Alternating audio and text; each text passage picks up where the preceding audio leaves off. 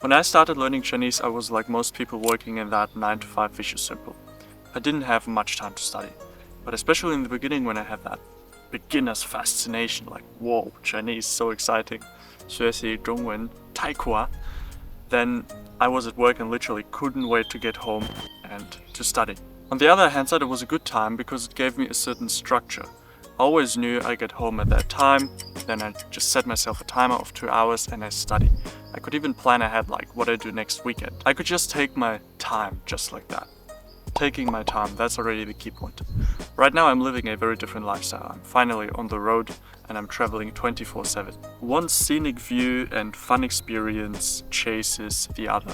Me and my friend, we see so much every single day, and we also drive a lot. Even though I thought when traveling I finally would have more free time, quite the opposite is true. I feel like I don't have that much time anymore because we're constantly exploring something. So if I still want to improve my Chinese, I consciously have to take that time. I have to say, okay, now we take a break, I sit down and do something actively to work towards that goal. Otherwise it will just go under. We always stop somewhere for lunch and have a break, and in that time I just find myself a comfortable table, I sit down and study actively. In that time I just study new characters because I actually have to write them down and see them right in front of me, and because we don't have Wi-Fi on the way, I just screen recorded what I need from our online course on my laptop and I just play it over and over again whenever I need it. 养成他养成了天天跑步的好习惯. Then we are also a lot on campsites like right now.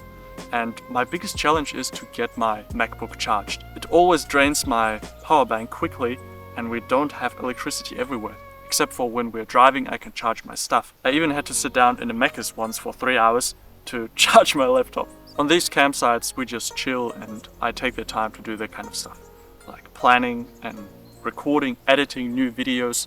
And also, I spend a lot of time at the moment to edit my videos for my main channel on which I upload vlogs and document my travels. So if you're interested to check that out, how I'm traveling Australia at the moment, then check out my main channel called Thomas Korell.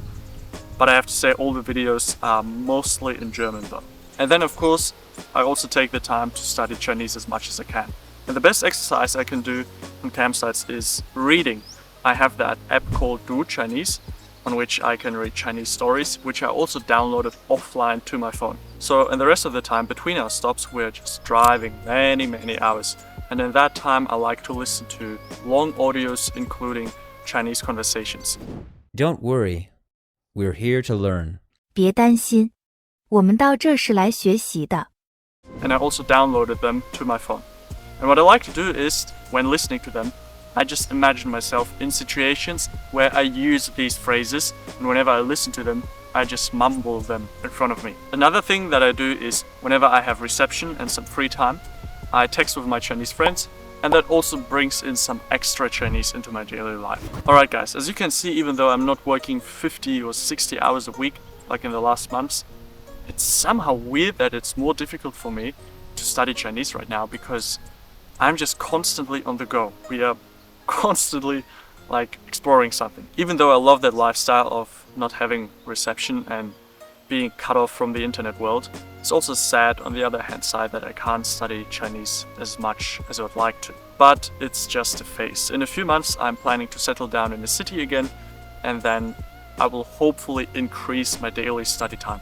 Just because I will know what's actually going on throughout the week and it's not so spontaneous and wild like right now. Alright guys, I hope it helps some of you who are also having a hard time balancing their busyness and studying their dream language. 加油!